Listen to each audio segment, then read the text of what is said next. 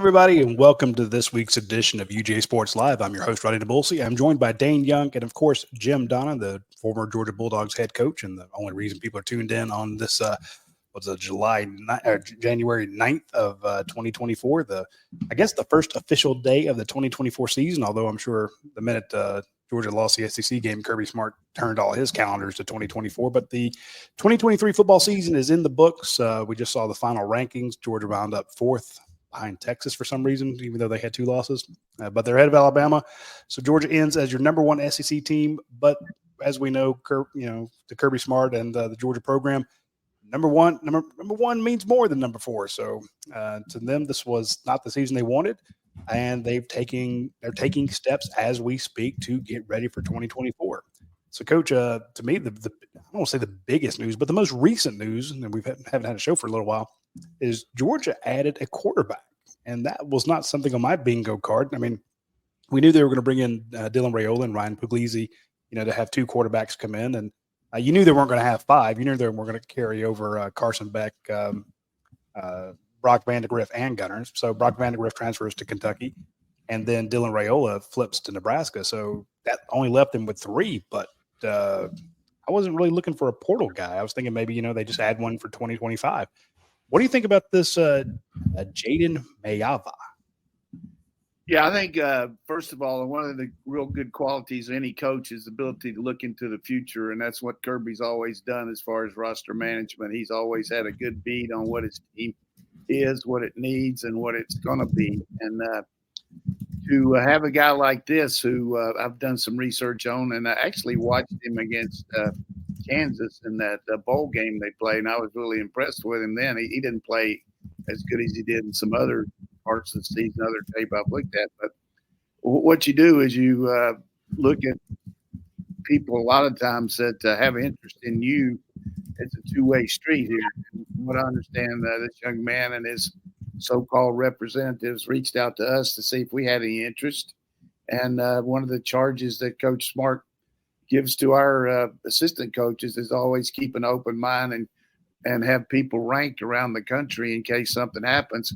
And we had this guy ranked right up there among the better players in the country. And the fact that he was interested in us got us to the point where the guy made a visit and liked it so much he went on out to USC and told Lincoln Riley, who has a pretty good grasp on quarterbacks too, that he wasn't going to go there and he's coming here.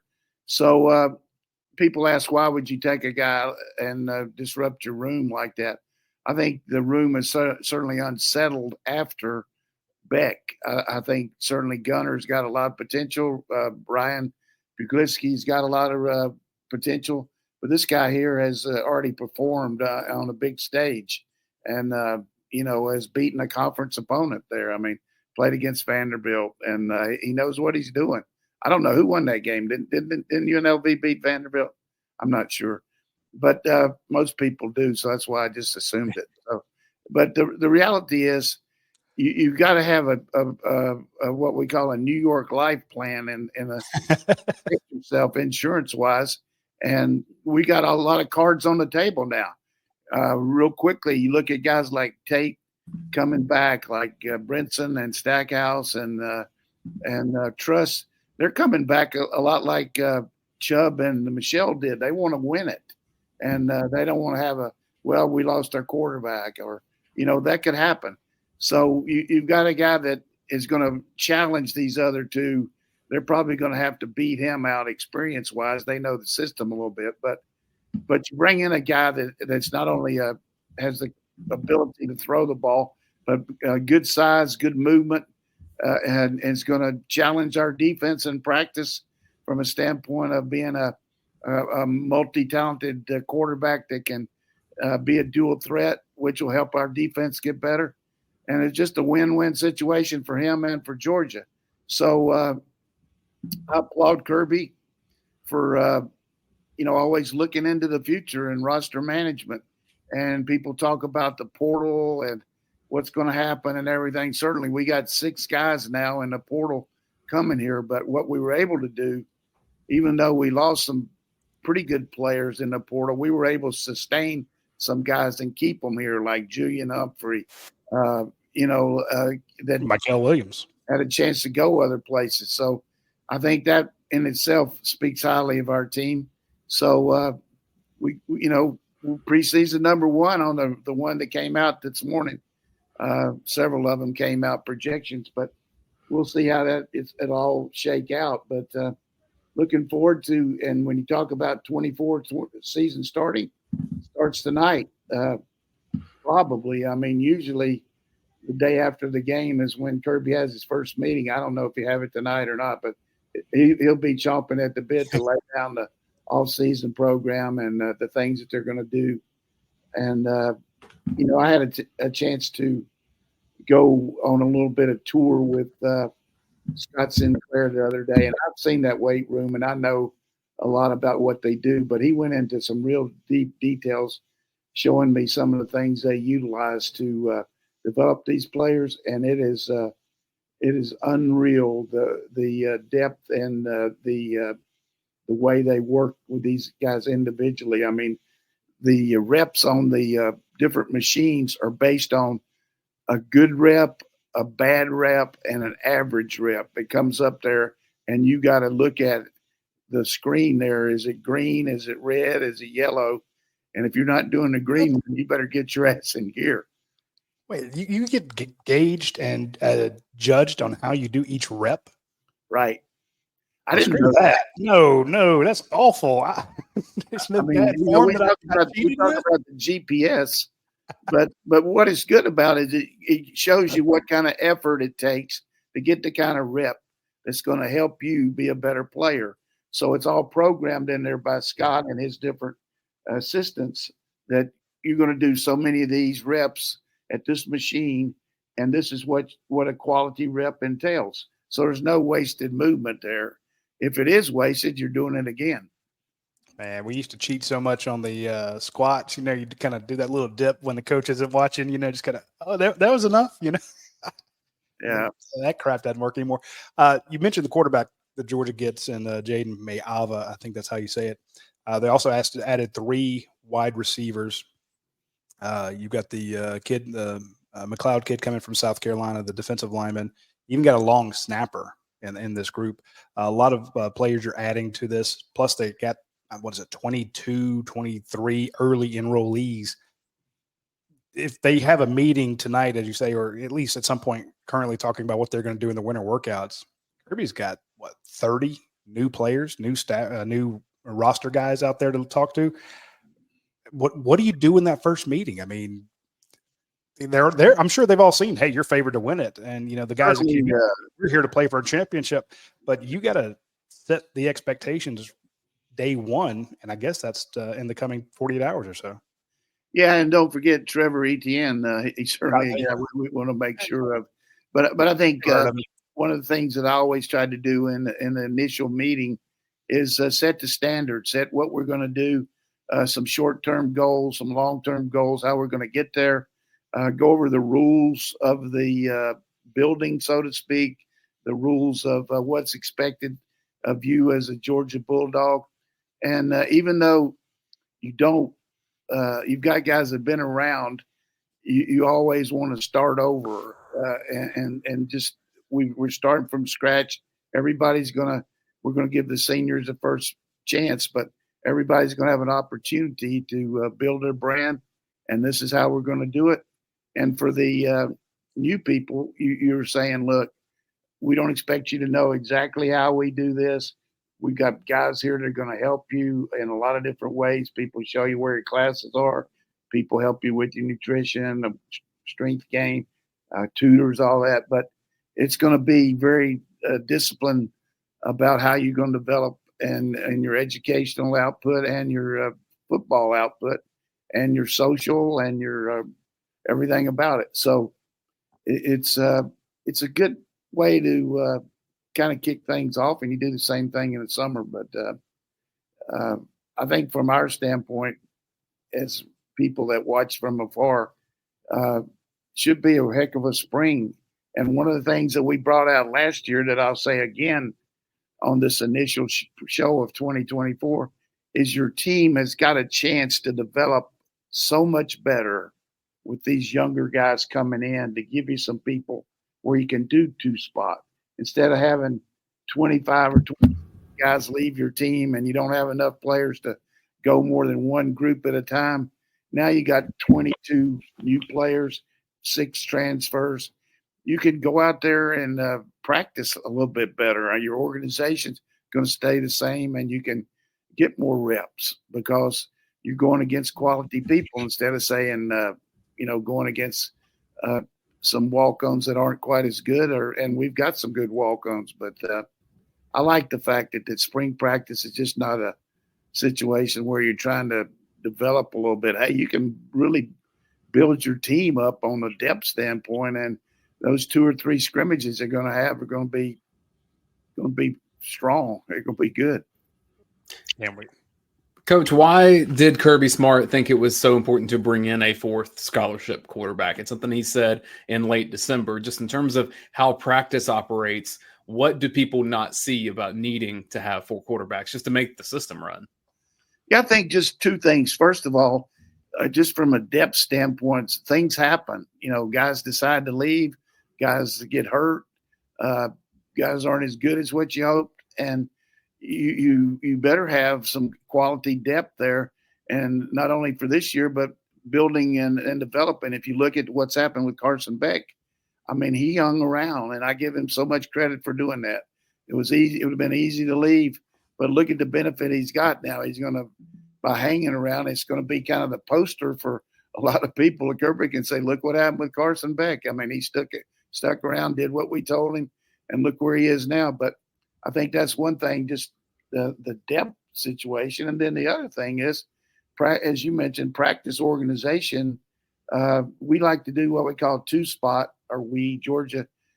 Anybody listen to the show, this is a homer program here. Georgia likes to do 2, and instead of going one group out there and 3 or 4 teams standing on the side watching, they'll have 2 groups at one end and 2 groups at the other end doing the same drill. Might be a pass rush drill, might be a pass skeleton drill, might be team run, might be team pass, whatever it might be. But you got the 1s versus the 3s and the 2s versus the 4.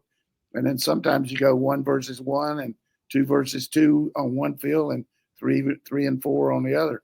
And what I mean by having 2 teams there, you actually have 4. You see what I'm saying? You have the team that are 4 deep, but some of it's offense, some of it's defense.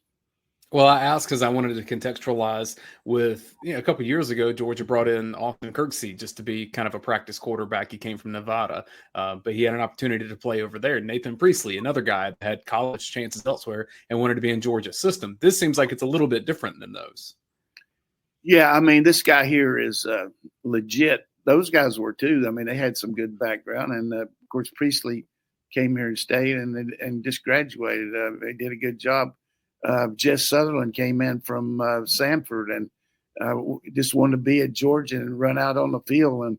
And he's developed into a tremendous young coach working with Coach Bobo and with the offense. So there's a lot of goal-oriented things that aren't necessarily based on playing as much as the association with the program if you want to be a coach or you want to, develop your craft. So I think it goes without saying among the many qualities that Kirby has here that really people look at is the way he can train coaches too.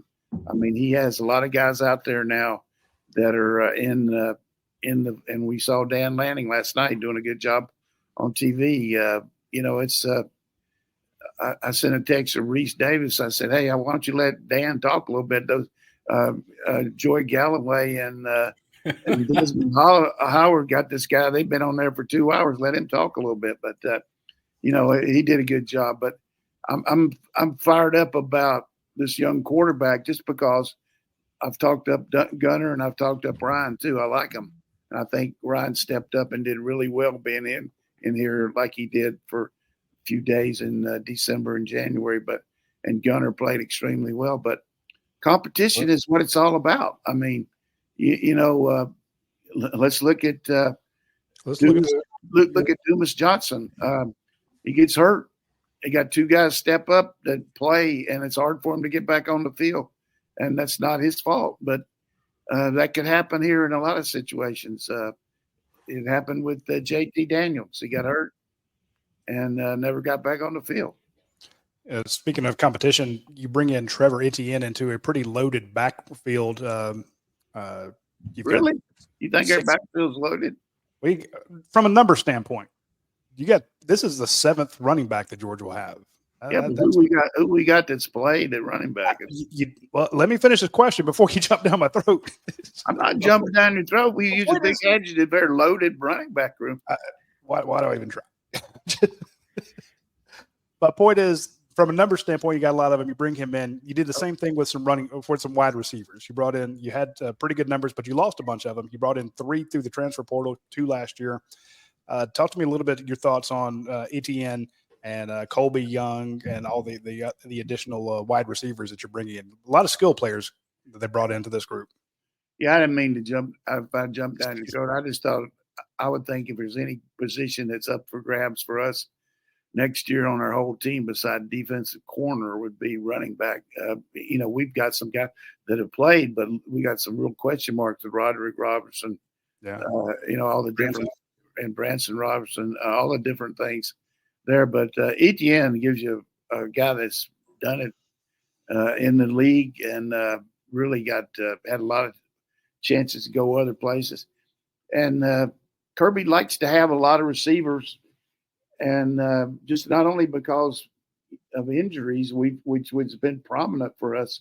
Seems like one receiver gets hurt every year. You look at Ra down the stretch. You look at the kid from A.D. Mitchell, Jermaine Burton, George Pickens. Yeah, they just it happens. But Kirby also likes those guys running routes against the DBs too. He likes fresh guys in there, and essentially go against best. So, but you got the big guy there, and Colby Young from coming in from Miami. Humphrey has had some success in the league playing for Vandy, and I don't know that much about Michael Jackson, except he did have some pretty good stats out there at USC. But I think our receiver room depth-wise, losing some guys like we did, that even though they weren't prominent, although the one kid that went to we lost 2 to Syracuse, Jackson Meeks, Mekhi Muse and Haynes. Who was the other one? Jackson Meeks. And where did Haynes go? Haynes, a receiver? 17. I mean, not 17. We lost one other receiver. T.J. Smith. And we also lost another one too. Fast guy. Look at that. You kept Evans. Yeah, we kept Evans. I thought that was an important one. We have a guy named Haynes. Not coming to my brain, but I'm doing a roster check to make sure I'm not missing somebody here. Oh, Zeke Haynes. Oh, you are right. We're idiots, Roddy. No, 13. The super skinny kid that got banged up, and the one that the spring up, like he has that it factor. He and Smith both bother me losing because they losing them because they got a lot of potential, but both of them were hurt a lot. So, but you all of a sudden you got to love it, and rah, and you got these other guys coming back, and not to mention I think. 80 Bell's going to be big time. So, but the biggest thing to me about calling plays, being an offensive coach, when you got that structure up front and you're not breaking in a lot of new guys, all of a sudden that right-hand side, if they keep trusted right tackle, it's there. You're going to have a new center, but the left-hand side is there. Fairchild and Green, and then you got young players that are going to be stressing them there. Daniel Calhoun, Freeling, Micah Morris is going. Where are you going to put him? I mean, so we got good depth there. Same thing with the D line. All of a sudden, it looks a lot better because Brinson and Stackhouse have played. Now these younger guys, Hall and these guys coming in here are going to. Hall's already here, but Coach, I did want to ask you about running back, though, because Quinshon Judkins leaves Ole Miss, goes to Ohio State. Now, Georgia had already taken Trevor Etienne, but my question then becomes, would Georgia have had at least conversations, or would Georgia have had their pick of running backs and they chose Etienne? I think that's so hypothetical. I can't really jump on it, but to me, there had to be a lot involved. If you look at the two situations and be fair, and I can't say that I can speak exactly on it, but if you look at Judkins, it looks like he was going to go where he could get the most, because he's looking at all these guys coming in, and he's played, and they're making more than he is. I mean, that's what it looks like on the peripheral now. Mm-hmm. Now, maybe it's not, but, he was the guy there, and he left, and he's going to a place that has some really good success with running backs, and they're not worried about the money part, that's for sure. I mean they're General Motors of NIL at Ohio State. But now, a couple of weeks ago, there was a rumor that he was going to go into the portal, and how you have all those agents in the background. They're like, "Hey, would you be interested if this were to happen?" And they reach out to schools. The kid can't. I'm sure at the point when we didn't have Etienne, we probably would have been interested in him. But exactly, we've turned down some pretty good guys in the portal before, and who knows if he'd want to come here. But in Trevor's situation, he's looking at a team that, the offensive line's leaving, the coaches are changing, everything's happening down there. So he's looking at where he can go and get ready for the league and also have a chance to win. And that was a win-win situation for us and him, I think. I mean, you got a chance from going from, and you look at Florida right now, I mean, total revamp. I mean, they just changed their defensive staff yesterday, bringing in Ron Rodgers, who's a big hire. They had to give him some big money to come in there with that Titanic situation, having a little bit of the bow already in the Atlantic. I mean, I don't know about that deal right now, but Austin Armstrong was the defensive coordinator, and all of a sudden he's not going to be calling the defense. They got Rodgers coming in there. So, but that was a good hire by him, and they changed strength coaches. Still got some other guys to hire. But if you look at one team, we talk about teams in the portal that have been successful. Ole Miss has. But I think between now and July the 1st, Florida will have 70% of their team will be portal players. I mean, I don't think Georgia's done in the portal. I think there might be more coming. No, I mean, it'll all depend on.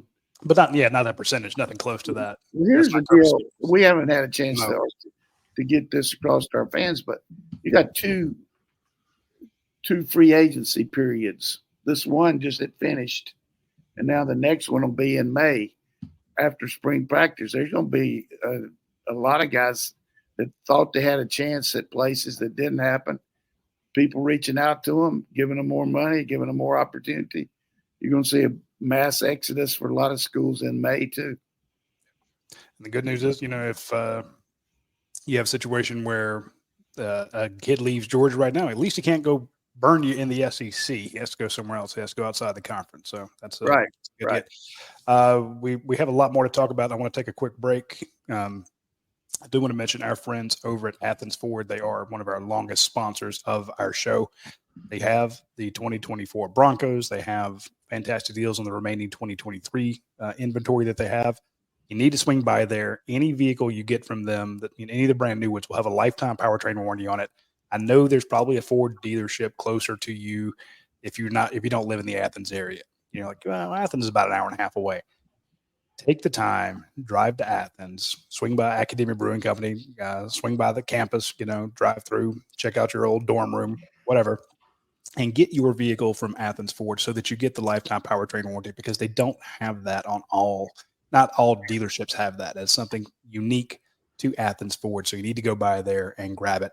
And of course, you're like, well, I'm not in the market for a new one. Well, if you're looking for a pre-owned vehicle, as long as it's under 80,000 miles and not something crazy like a Beamer or something like that, something that just about everybody can work on, you're still going to get the lifetime powertrain warranty. So if you go buy a Ford Camry from them, you're going to get it. So that's my point, is it's unique. You don't just get that anywhere. So swing by Athens Ford when you get the chance.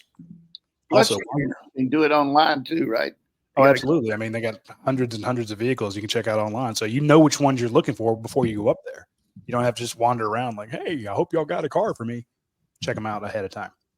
Also, while you're online, you can check out the menu at Academia Brewing Company and see what you want to order before you go there. To check out their newest beers. They always have new fantastic beers out.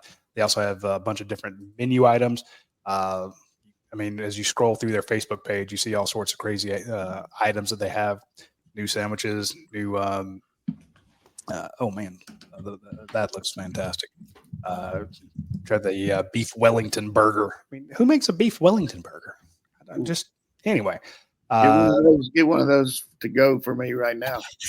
The other apricot IQ, which is that's really good stuff. So point being, check them out when you're on they're really close to Athens Ford. So if you're on that side of town, it's kind of a nice 1-2 punch to check them out.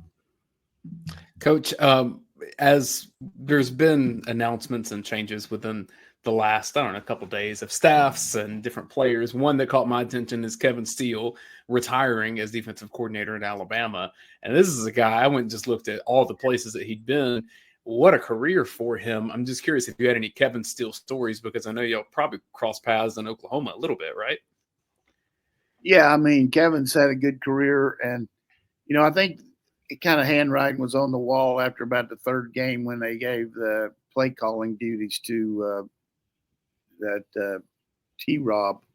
I don't know his Tavares Robinson. But he's 66. He's had a great career, and had a chance to be a head coach. And one of the worst things he ever did was run a play instead of falling on the ball against UNLV, and the guy fumbled and he took it for a touchdown. And they lost on the last play of the game, but he did a good job for a lot of places: Tennessee, Auburn, and a good man. And hey, go down to the beach and hang out, man. That's what you got to do. Or jump on a podcast and have the second half of your media career. Yeah. I remember running into him on the recruiting trail one time. He's out looking at kids, and very nice guy. Talked to me for like 10 minutes. I'm like, why? You don't have to talk to me. I know you're here to watch John Atkins or somebody. It was crazy. Super nice. Very genuine guy. Yeah, I liked him a lot. Somebody was asking about Trevor Etienne, and I wanted to mention this kind of off the cuff because it was behind the scenes. Knew some people who worked with his older brother in the NIL capacity, and they said that family is phenomenal. They said that, the older brother's great, Trevor's great. And the reason they brought it up to me, they said, look, you can tell people this or not, but he fits the culture at Georgia. And this is, Kirby Smart's very concerned about culture. We have some questions in the comments section about, like some other players who are not as good or who didn't work out as well. I think that we've seen that when you talk about 70% replacement rate, replacing coaches, the fact that Georgia's keeping just about all of its coaches. I mean, there's very little turnover this year, and Kirby's so cognizant of making sure you don't bring in kids who are making 3, 4, 5 times as much as starters. The atmosphere that he's trying to cultivate in that room has paid off. I mean, think about it. You missed playing in the playoffs by 3 points in the postseason. You were champions for 728 days. You can't – the margin for error is so minimal, so razor thin.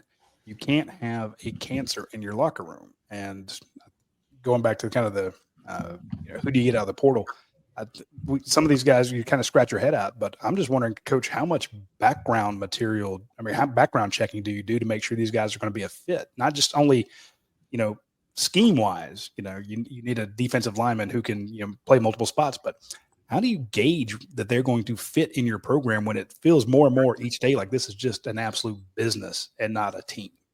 Well, it starts next week on Monday when the coaches go on the road. When they go out and start recruiting these 25, 26 guys that not necessarily that we're going to get, but they do an intense background check on them and categorize them and get a catalog on them, so they have a pretty good idea if they do have the chance to get them in the transfer portal. They've already done some background on it. So that's one of the things that Kirby really works hard on the next 3 weeks here is not only looking at guys that we might get, but, guys that other schools are getting too. So it's not as intense as far as other schools, but you do have an idea. And, Coach Del McGee had an existing relationship with the family. He knows the family. And I think that helps. But as far as the background, you better be careful. And I used to say this about a junior college guy when I was back before the portal. If you're going to bring a guy in on top of your team, he better be able to fit and he better be able to play, because nothing's worse than a disgruntled guy that has left some other place and then isn't playing a job. So you got to be really careful about that. And we've been very successful on our transfers. All right, Coach, give me your national championship review, recap, 2023 season. I know we're transitioning to 24, but I don't want it to pass to not get your thoughts on Michigan winning a national championship, which we'll see if it gets vacated. Yeah, I can just see yesterday morning at the pregame meal when Coach Harbaugh had the offensive staff in there, and he was talking to them like Coach Bill Dooley used to talk to us. We're going to cut their ass like Bordenhouse pie. Hey, they cut them up and threw them around. I was really surprised that Washington's defensive front was just, first of all, smaller than I thought. And then they just couldn't get off blocks, and they didn't have the correct fills on their gap control and got caught on some cutback plays. And of course, Michigan did them a favor there, trying to throw the ball some when they were just down their throat. So, but it was still a one-score game with 8 minutes to go, 9 minutes to go. And then, they made that good drive. But the one thing about a passing game that, as much as I like it, there's a lot of things that can happen that are out of your control that you don't control running the ball. One is drop passes, tip passes, guy running the wrong route, quarterback thinking he's going to go one place. They had the guy wide open and didn't make it. So, plus, they hit every play against Texas, every catch that needed to be made, every third down reception. They had some key balls that they could have made that would have kept drives alive. And they attempted 55 passes. And I'm talking about Washington, and maybe called like 60. So had no running game. That Johnson guy obviously was hurt and kept trying to play him, but they got nothing out of the running game.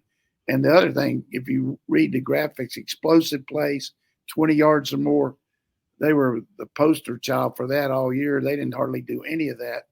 Give Michigan a lot of credit. They gave them a lot of different looks, gave them different fronts, and they got enough vertical pressure on him. But wasn't an upset. I mean, they deserved to win, and hail to the victors. Going to be too bad when it gets vacated. I agree with you. That's why I said last night, I'm like, hey, Washington, don't feel bad. Yeah, you lose tonight, but you'll win in the long run. I won't get on this diatribe, but I can't let it pass without addressing it. When I watched the playoffs, I kept thinking over and over again, Georgia would kill this team. Georgia would run right over them. I just saw nothing last night that made me think Georgia wouldn't absolutely tan Washington, beat Alabama in a rematch, beat Texas, beat Wisconsin. Michigan. You call it a homer show. Maybe I'm being a homer, but I'm just thinking when I saw the other teams where they struggled, and the fact that when you watched Washington line up against Michigan, and it looked like Georgia versus TCU last year, they had a short, dumpy 5 technique for Washington. I'm like, man, that dude would fold me in half. But against Xavier Truss or against Dylan Fairchild or Tate Ratledge, they would do little origami boats out of this guy, and just like they did against TCU. And I'm thinking Georgia would have run roughshod over him. And I saw nothing from Michigan and thought, oh, man, they would have killed Georgia. I'm like, nope, it would have been the same thing as that Orange Bowl in Miami. Georgia's too fast for him. Alabama and Texas didn't blow me away. And I'm just thinking 3 points. 3 points in And the close. here's Four the best teams, my ass. That wasn't the four best. I agree with you there. I mean, we were definitely the best team in my opinion, but it goes back to the old school of huddling up. I mean, they're just a different team than what you see now. They line up at the last minute and do some shifts and motions, and they do a good job of making you adjust to what they're in, whether it's unbalanced or whether it's whatever it might be. But they've always got the angles on the blocks. They've got really good technique with their line, and they know what they're doing with their offense, and they got enough out of McCarthy, a great run off the goal line to keep That was a great run after that punt. And but I do feel like that Alabama got caught really first half, maybe a little underprepared on the pass rush, couldn't protect, and got a little shaky about throwing the ball down the field, which is what they've done all year, hit the big play, and they couldn't do it against Michigan. And then their defense folded when they had the game on the line. They couldn't stop them. So more power to Michigan. That was give them credit. They got a situation where they won both games with really good special teams, good avoiding penalties, and ACC refs. Come on, God. And this is stupid, Johnny Surf talk. Bama beat us on the line of scrimmage. Michigan would have beat Bama on the line of scrimmage, so obviously Michigan would be stronger than UGA. That's bullshit. We've seen that play out 2 years ago. It's not the same. I think one of the things that's a real bad – I'm not talking about this person's context here, but, you know, go back and watch the tape. There was a couple of plays where Alabama lined up and knocked us off the ball. That's for sure. That happens in any game. You got 70 plays, you're going to get knocked back. What they did was they won short yardage a couple of times because we didn't block the right people, and we had a turnover. But to say they knocked us around and won the line of scrimmage is a misnomer in my opinion. You show 3 plays. Come on. Dayne, you've watched the film, don't lie. And then the other thing about Nick saying we didn't think 84-19 could hurt us. Well, what did he call those 2 passes they called in the fourth quarter that set up touchdown passes that got the ball down to the goal line for touchdowns for us? So that's easy for him to say. But, you know, we had the turnover, and we didn't make short yardage. That's just the bottom line. And going back, if we had them play over again, kind of like the SEC championship game a couple years ago when we didn't rush the quarterback, and then in the championship game we rushed the heck out of him, I think we would have changed our tune and maybe come with more heat against him. One thing I think I did learn from college football this year, maybe over the past few seasons, as much as quarterback gets the attention on the field, and it should in most cases, it's a quarterback-driven sport. The teams that have won the national championship in recent years tend to be the ones that are performing the best and most consistent on the defensive line. And I think you saw Georgia take a step back at defensive line this year, and that's almost impossible not to do when you're coming after a Jordan Davis and a Jalen Carter. It's hard to find those players. But Michigan was the best team this year on the defensive line. I think that was pretty clear and consistent throughout most of the year. Now, I don't think their offense was very good. I think they were a running team. I don't think J.J. McCarthy is anything special at quarterback. But in terms of being able to stop you up front with fewer players, Michigan's probably better at that this year than anybody. Yeah, McCarthy, though, 27-1, certainly had better stats when he had the signals, but he's still 27-1. But I think one of the things that you and Brent could do is go back over that Georgia-Alabama game, do a little film don't lie about who was physical and who was not, and show that Georgia did some good things and certainly didn't do some good things. But we definitely got beat at the point of attack a couple of times, but not to the point where they physically manhandled us. I mean, if you have a 3-point game, that could go either way. And Alabama made a couple plays that Georgia didn't, and you have a turnover at the wrong time, and that's that. Like, that's football. And that's why I say the margin for error is razor thin. Georgia had one bad game all year. And, I mean, think about it. Alabama they lost in the regular season. Texas lost in the regular season. Georgia loses in the SEC championship game, neutral site by 3, and that's enough to keep them out of it. Washington, they have their first bad game, if you will, national championship game. You missed it. In other words, everybody had a bad game at one point except Michigan. That's why they went 15-0. That's why they're the champs. They Well, struggled yeah, a little bit. Michigan almost.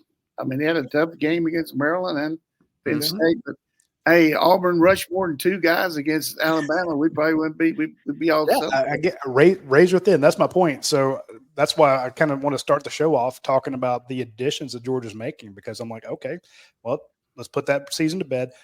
How do you avoid that this year? And again, I thought the addition, bringing in another quarterback, bringing in Trevor Etienne, bringing in 3 wide receivers, bringing in a defensive lineman, bringing in a long snapper.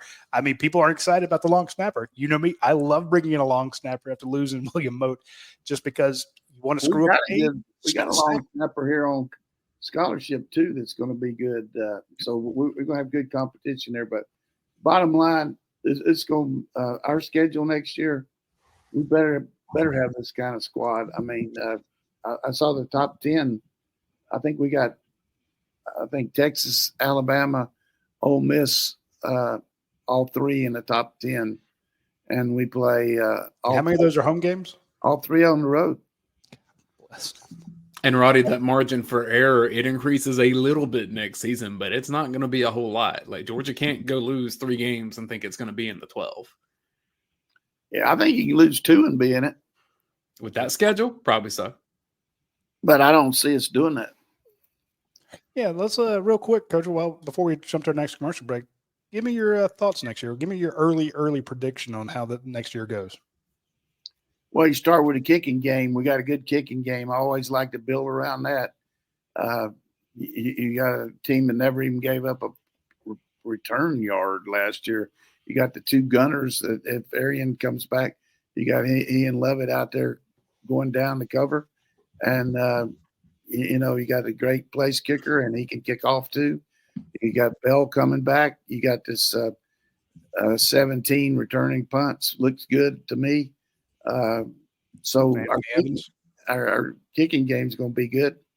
Defensive question mark to me is corner, but all of a sudden it's a lot better now that Humphrey's back. And we've got Ellis Robinson. You talk about a can't miss guy that looks on the hoof, that looks like on the tape, and watching him on these at these all-star games, he's the kind of guy that, like a Malachi Starks, that can come in here and make an instant imprint. You got Bolden back in the secondary that can do the same thing. So I think corner is going to be the issue. We got really good linebackers, and we got some guys coming in that's going to go after them. Offensive line, humongous depth and size there to go with the guys. Running back, as you mentioned, is loaded as far as the room. Yeah, a lot of numbers. I don't know if any of them are good, but I like the fact that we saw the kid from California line up out of the backfield, kind of like Cook, and catch a pass in that all-star game down the field. He looked really good. And then you got Chauncey Boyens coming in here for spring practice. That's going to help him out. And then you got the other back that's got tremendous speed coming in here in the summer. So tight ends, these 2 tight ends that we brought in really look good on the hoof. Really look good. Both of them are just – Jaden Reddle looks like a monster, and Colton Heinrich. It's not fair to compare him. And then what other position do we need to talk about? But schedule early, we got to play Alabama 3rd game, but they're going to have some definite question marks on their team. Their secondary is going to be a reload. Both corners came out, and when their safeties came out, declared for the pros. Lose a lot of – Caleb Downs just looking around. They lose Landon to the front, the good pass rusher, both of them. Losing a lot of their offensive line. But we'll see how it goes. But Texas definitely lose a lot of their players too. So team that's probably going to be better than they were this year is Ole Miss, just because their defense has got to be better. Yeah, it can't be worse. Yeah. So, I think Ohio State can rebound some too. Talk about our schedule, son. I know, but I'm just saying nationally, I think teams at Georgia may end up playing as well. Okay, I'm just busting you there. I thought I was going over our schedule. I mean, if you want to go like the first one, I think Kentucky is pretty interesting. You're jumping ahead to the end. Kentucky's the first SEC game, right? Kentucky, they'll definitely have our signals. Dumas Johnson and calls the defensive signals, and Brock Vandegrift on the other side. Calls the offense. We're going to have to change them for that game. I had a photo of Dumas Johnson tackling Trevor Etienne of Florida, and I'm thinking next year the jerseys could be Dumas Johnson in Kentucky blue tackling Trevor Etienne and Georgia white, or red. And I'm like, man, this is a different era of football. Yeah, it is. Kind of blows my mind. I know you had a couple questions you want to get in there, Dane, but first I want to mention our friends at Your Pie. Simply because it's Tuesday, we haven't mentioned them in a while. I know that a lot of folks are like, man, I'm sick of the holiday eating stuff. I want to get back to some really good food. Hit up our friends at Your Pie. It's today's Double Points Tuesday. If you use the app, and trust me, I have it on my phone. I order a pizza. There's like 70 plus locations. I'm closest to the one in LaGrange right now, this place. If I pop in, hey, I want to pick this pizza up, or I want to pick up the salad or these breadsticks or, the gelato, I tell them when I want to pick it up or just have it delivered, I will get double points. So if I spend, $30 on a couple pizzas and salads and pasta and all that stuff, I'll get 60 points. Well, the next time I go to order, all of a sudden it's like, hey, would you like a free 14-inch pizza? Well, yeah. Would you like free breadsticks? Absolutely. You want a free drink? Hell yeah. So hit up our friends at Your Pie, order on Tuesday. And here's the thing, if you've already eaten today or you're not hungry for you don't want that tonight, order tomorrow. Go ahead or order for Thursday. You want Friday pizza party? Go ahead and order today, but put your order in today and get the double points. So I'm not saying game the system, but game the system with our friends at Your Pie. Also, I want to mention myperfectfranchise.net. It is a great way for you to get out of the corporate rat race. Try something different. Hit up My Perfect Franchise. Reach out to Andy Ludecky, Brandon Beachy, the former Braves pitcher. What they're doing is helping you get into a new franchise. So you're the boss. You're the one signing the front of the checks, not the back. You are setting up generational wealth for yourself. You're not dependent on someone else. So hit up myperfectfranchise.net. You can reach out to them, email, text message, spoke signal, whatever you want to do. And look, he's got 3,000 different franchises out there. So there's going to be one that kind of fits your need, your time, if the time that you have available, your finances. So if you just want to say what's hot right now, I mean, I had a 30-minute conversation with those guys, and all of a sudden I'm like, I need to invest in certain companies because I see what is recession-proof. So hit up our friends at myperfectfranchise.net when you get a chance. Reports saying that Tennessee. I want to mention that Radi brought up about coaching staffs, and Ohio State's making some major moves on their staff, revamping their offensive staff. A couple guys are going to be out, and their secondary coach, safety coach, is being reassigned. So, they're making moves. You're going to see throughout January with these pro staffs starting to assimilate. A lot of times the guy will know somebody in college that used to work with him before he was in the pros. And you start getting these people that, like last year, Glenn Schumann was interviewed and probably could have gone to the Eagles. Todd Monken went to the up there to the Ravens. The Falcons got a head job open. Who knows what's going to happen there? And so do the Tennessee Titans. Fired Vrabel while we've been on air. Oh, they did? They did. Yeah. Is that because he's going to go to the Patriots or what? I would imagine that's who the Patriots would target. But the Panthers also need a coach. I mean, yeah, but I'm saying is the fact that we've got an established staff is hopefully will stay intact, but it's hard to keep that year in and year out. And we got premium guys that are going to have opportunities. So I hope we can continue to keep them, but let's see what happens here. But my point was, I was surprised you kept him so far. Right. That was a good point. That was a good point. It's going to be even more so if they're still here in February. Yeah. I think that's why you hired Muschamp and Bobo to some extent. There's some stability that comes with that for where they're at in their careers. True. Not saying they couldn't leave, but I think that's just smart to have them there. And here's my thing about if you're a college coach and right now you're dealing with NIL and having to re-recruit all your players 3 or 4 times a year, all the ones on your roster, you've got the transfer NIL issues, the 24/7 recruiting calendar, the calendar moving up constantly. I've talked to some college coaches who went on to the NFL who, were at Georgia in the past, and they're like, man, there's pressure here, but it's just your atmosphere is so much nicer. Your daily life is nicer. You have to really love college football to put up with what's going on now. Yeah. Good point. I think there's going to be some college guys that are going to look at it down the road. I mean, it's hard to keep this kind of intensity 365 days. Of course, they're paid a lot of money and everything, but so what do we got here, Dane? You got some tough questions here? Yeah, a lot that we had this produced well because some follow-up questions from what we've had. Spank Me Dog says, with the new quarterback from UNLV, is there a heightened concern about Gunnar Stockton going elsewhere? Well, certainly that's something that comes up.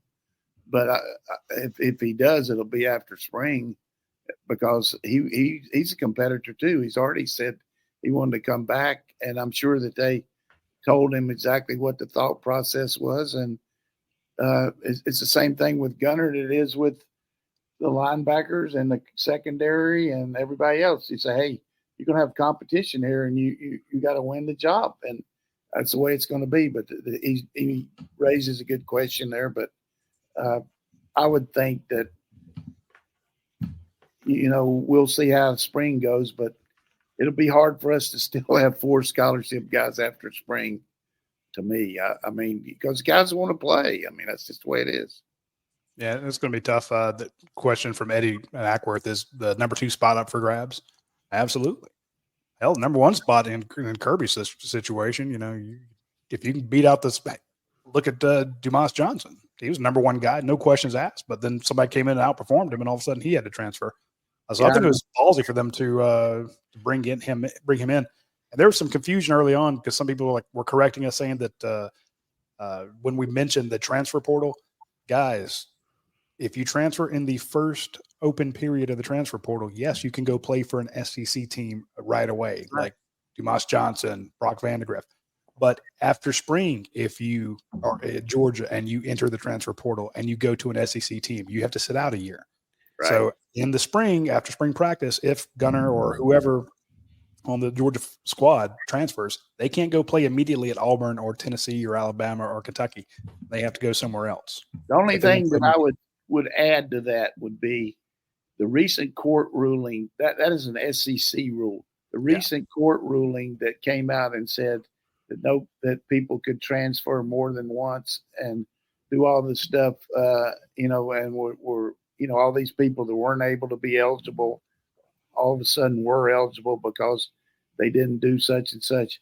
I don't know if the SEC can keep that rule based on the court ruling. So that will be something that'll probably be addressed during SEC meetings. This question from San Diego Dog 1. What did Michigan's defense do differently against Jalen Milroe than what Georgia did? They rushed his ass. I mean, they got after him. We didn't get the pressure on him. We more spy oriented, and we still held them to under 300 yards. I mean, you should win. Team, you don't want to get the turnover, but we didn't pressure him near as much as we probably could have. From Drew Yang 96, Coach, what do you think of Georgia's defensive line for next season? I think it's really more than solid. I think a lot of experience, like tremendous competition. Some of these younger guys are going to get better, and we don't have the flat out superstar like Jalen Carter or Walker, but a lot of good players and a lot of good competition. Satilla River Dog says, Coach, how much did you enjoy watching Texas lose in the playoffs? I'm assuming you don't care for them very much. I respect Texas, but I definitely was pulling for, I pull for anybody that's playing Texas except maybe Oklahoma State. When those two play, Cowboys. it's hard, but Sark's done a good job there. I mean, here's another staff that's getting revamped. He lost his defensive coordinator, got a job, or assistant defensive coordinator, got the Nevada job. So he's bringing in a guy that used to coach with him at Washington. But that's going to be a revamped team a little bit. Certainly, they got Ewers back, who's preseason Heisman guy. But I thought one of the funniest pictures I saw in the whole bowl scenario was Ewers sitting at the table by himself and all these other people. He's the number one quarterback on the team in the playoffs. And Peyton Manning's nephew, Arch, is over there surrounded by people talking to him. He's only played in one half of one game this year, and he had all the attention. And he's making close to $3 million NIL, and I don't know what Ewers is making. But Ewers is a great example of a guy. Boy, you think Ohio State wouldn't like to have him back? Yeah. He would be. I guess they got the quarterback from Kansas State coming in there, and we'll see how that works.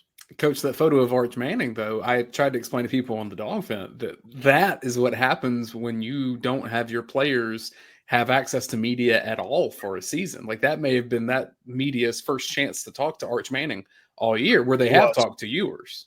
Yeah, I guess Sark's got the same thing that Nick does.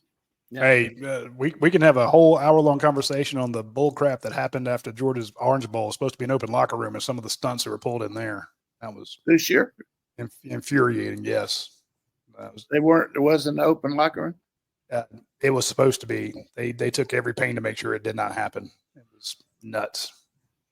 But hey, we still got some interviews in, so that counts for something. But I'm with you there. I thought that was a great picture, and I'm like, man.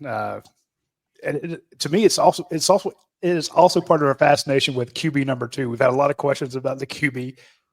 The most popular guy on every football team is a backup quarterback. I've never gotten over it. At every level of football, it's always the one guy. No one ever talks so much about bringing in the backup, 3 technique on the left side. It's always that second QB could do a better job. You look at our team projection, number 1 next year on all these preseason polls.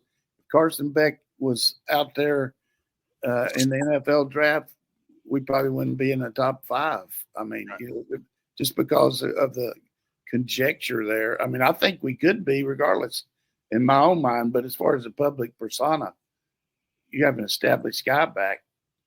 And how about LSU going with $2.5 million for the defensive coordinator from Missouri? Highest paid assistant in the country. 2 years ago, he was a linebacker coach at LSU, and Coach Kelly told him he couldn't stay. So now he's got him back.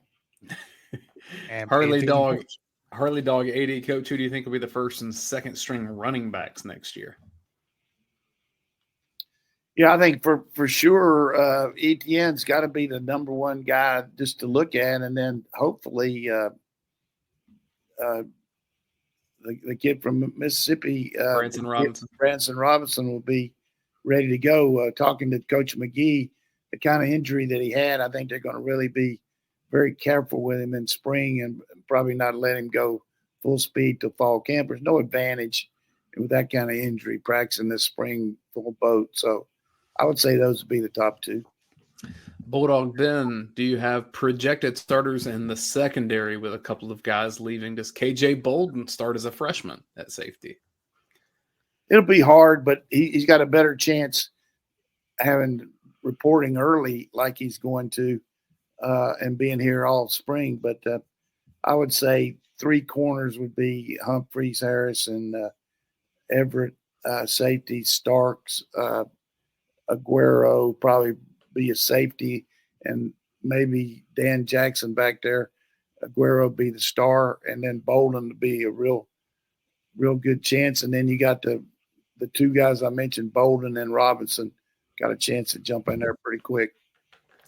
From UGA BOZ, Coach. Don't forget about that other corner too, number 8. What's his name, Roddy? The kid is he from Indiana or where is he? He's a good-looking kid. I watched him as number 8. You got Daniel Harris, who I think played so much. Yeah, Daniel, I mentioned Daniel, but who's the other guy? I'm pulling them to make sure. Freshman coming in. Look at our freshman DBs. I don't want the fans to not remember him. Oh, you mean Andre? What's his name? Andre?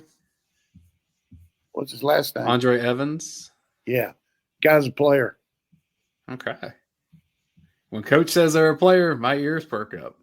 Yeah. I mean, it starts with an O, so it's eyeball test. He looked good. Final question that we'll have from the dog vent today, and then we can wrap. UGA BOZ. Coach, when you came to Georgia from Marshall, how did transfers like Landis, Gary, and Jermaine Wiggins fit in? I'm asking because is there a huge difference in reception for early enrollees as compared to the portal players? And I understand that rules are different from the late 90s, but just curious how transfers fit in that way. Yeah, I think one of the things that Kirby will get across to the players tonight, and something I always talk to our players about, is the angst that you had when you got here and all the things that you had to go through. These young men are getting ready to do the same. Reach out to them, help them. Go up and introduce yourself. Ask them over to your apartment. Do some things socially with them where they can understand that they're on your team now. They're your teammates. They're your brothers.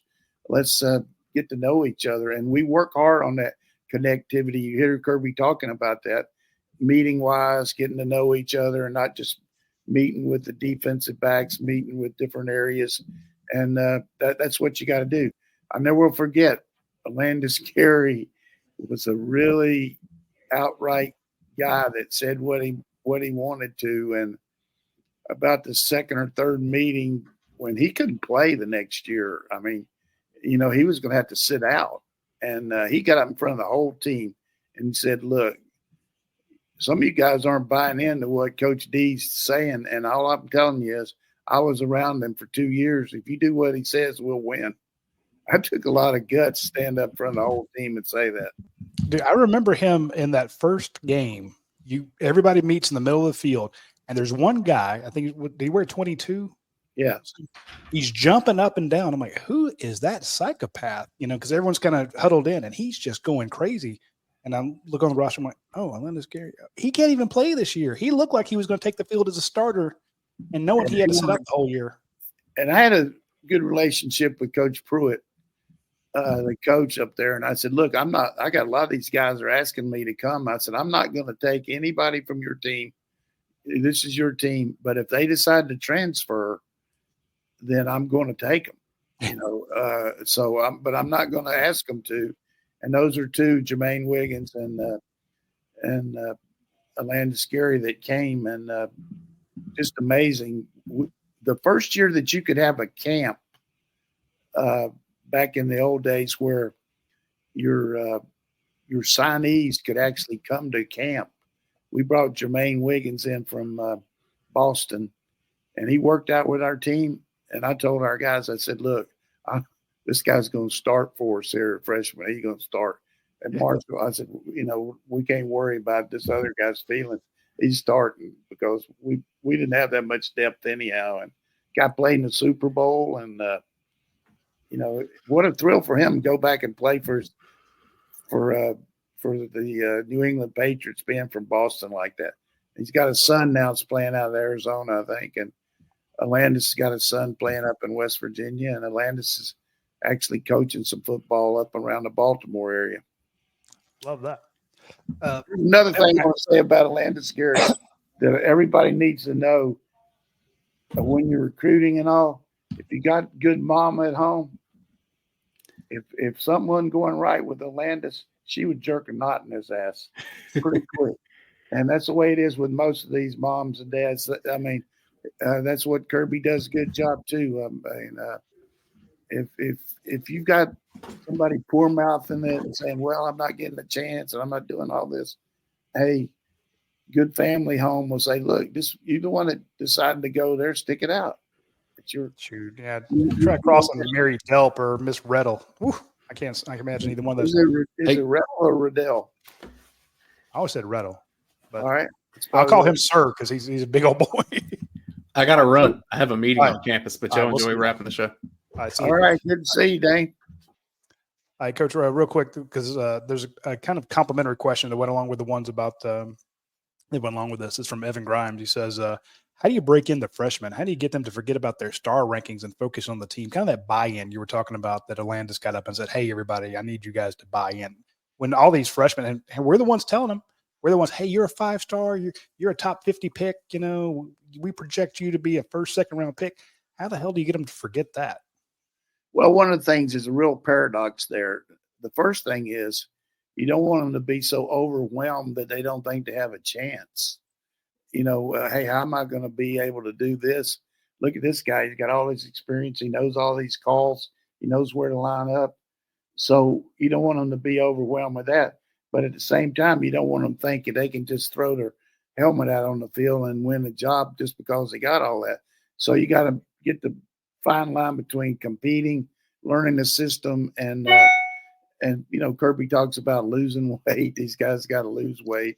They got to get in condition. But I really like the fact that we have so many meetings in the off season now.